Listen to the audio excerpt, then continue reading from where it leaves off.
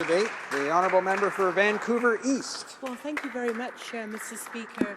And I do think it's a very relevant and pertinent question that the member who just spoke raised in this House, and that is, where are the Conservatives speaking on this bill? If they don't agree with it, well, at least they could participate and tell us what's wrong with this bill and why they can't support it on principle, because that's what we're debating today, is whether or not this bill should be supported in principle so it can go to the committee. So very good question, and maybe we'll see a few Conservatives get up now and speak to the bill. I don't know. The first thing I want to say, Mr. Speaker, is a gratitude of thanks to the member from Sackville Eastern Shore, because like the previous members and others have said, he has worked diligently and with great honour and integrity on these issues affecting veterans.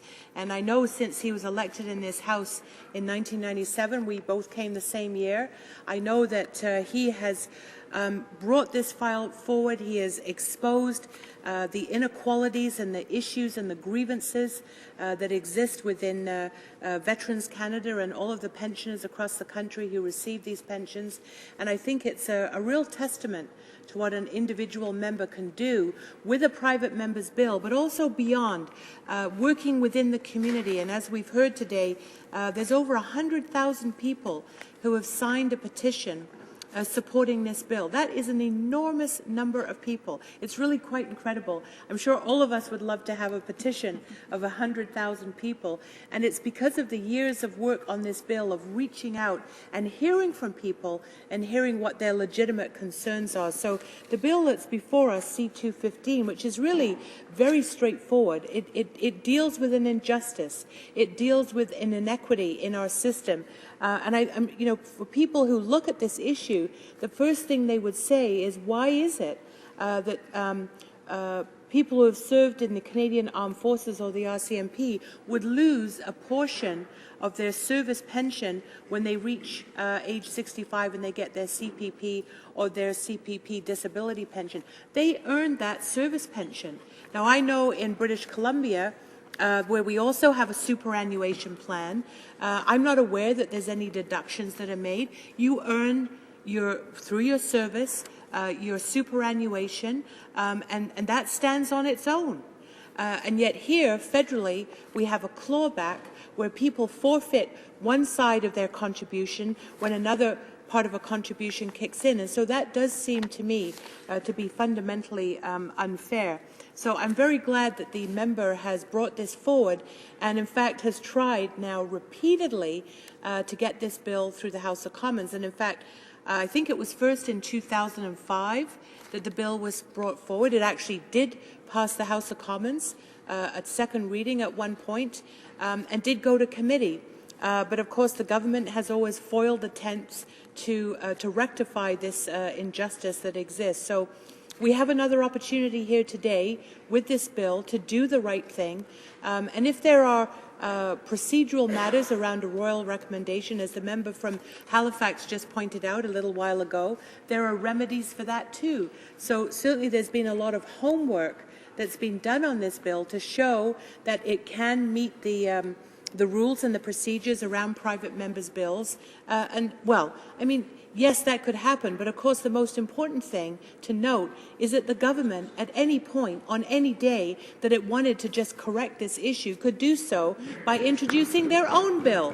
So, you know, here's all of this effort that goes to a private member's bill, which is wonderful, but let's not forget that the government itself has the mandate and the authority to easily come forward with a bill to make sure that these seniors and pensioners don't lose out on their hard-earned money. Let's not forget that they had to work 20 years and they put in these contributions. You know, this is not a go home free day.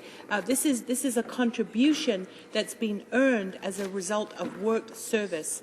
And again, as my colleagues have pointed out, these are particular members of society who have provided a service that is very, sometimes at risk. It's very challenging in the Canadian Armed Forces and the RCMP. So you know, this is a significant issue, and I think it does relate to the bigger issue of fundamental fairness. You know, we've had debates in this House now, question period day after day, about what's happening to the old age security system.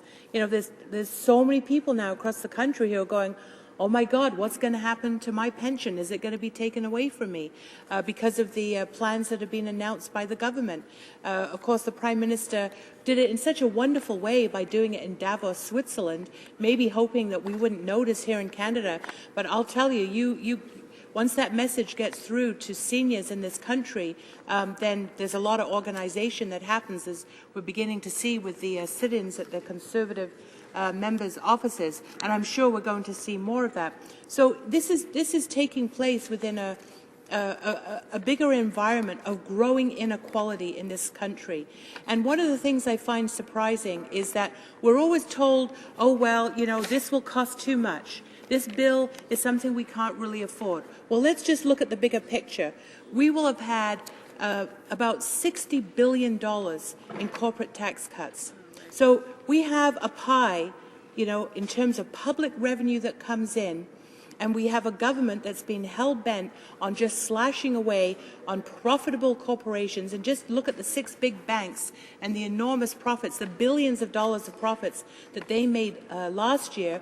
These are corporations that can afford to pay their fair share. That's all that we're asking for, is a fair share. So that public revenue pie can be properly divided to ensure that essential programs like pension programs and supports for seniors and veterans and people with disabilities can actually go ahead. The question here is not affordability.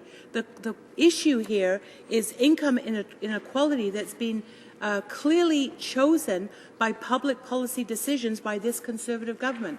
I might add by governments previous to them as well, and the Liberals, so I'm glad to see that the Liberals are supporting this bill today. But, you know, let's get the big picture right and recognize that what we're talking about here is you know, it's not minor, but in the big picture, this is something that is entirely supportable and defensible and doable, and it's the right thing to do. So I would echo others who have said in the House today that let's try and put aside some of the partisan feelings, and let's focus on the merits of this bill and recognize that these members of the Canadian Forces and RCMP deserve to have their pension, their superannuation contributions recognized and upheld. I want to make one last point, Mr. Speaker, and that is that this doesn't only affect those individuals who worked and who made contributions, it also affects their spouses. And I think that we should acknowledge that because there are many frequent moves and postings, there are many spouses of military members who have difficulty finding and retaining employment. I mean, that's something that we can understand and relate to because they're moving around so much. So it's very difficult for them to contribute to their own pension plan. So all the more reason that by having this bill approved, we would be ensuring and assisting the spouses of military and RCMP members in increasing their income level. So you know what? There's too many people who are falling below the poverty line.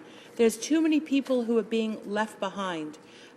We in the NDP, I think we have a pretty good track record of bringing forward solid, economically sound proposals, whether it's on CPP or OAS or on employment insurance, or whether it's on childcare or housing, to try and create a better balance on income inequality. Well, Mr. Speaker, here's another really fine example of what we can do in this House if we can vote for it and make sure that this injustice is corrected and that those receiving these service pensions are allowed to keep 100% of what they contributed and what they earned through their work. Thank you. Resuming debate.